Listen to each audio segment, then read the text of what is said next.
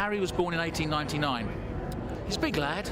He's working for the post office. So when war broke out, these awful people, probably Michael Gove's grandmother, kept giving him white feathers and accusing him of cowardice by not joining up. So about the age of 15, he lied about his age and joined the Post Office Rifles. And the Post Office Rifles, presumably they would have known they got this junior working for him. They connived, they let him in.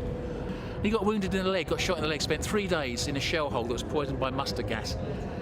And that's why his skin was yellow. I didn't realise why his skin was yellow till I was researching the album about my granddad's.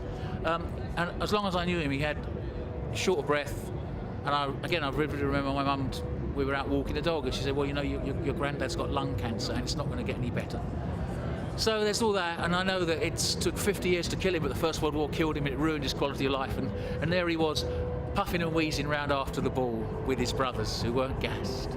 That generation of men, they're probably about as old as I am now, but in those days, you never saw them without a raincoat and a trilby hat on. And suddenly, the raincoats came off, the trilby hats came off, the jackets came off, sometimes even the waistcoats came off. And there they were, in their shirts, which is unheard of, unseen, and braces, and kicking the ball about.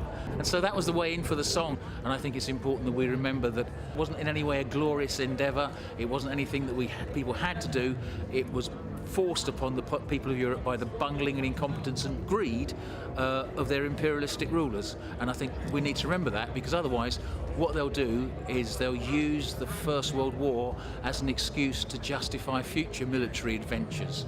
And so I think it's important that we get a proper perspective on the First World War. We acknowledge the suffering of the people who are involved in it, but we also understand that it was a mistake.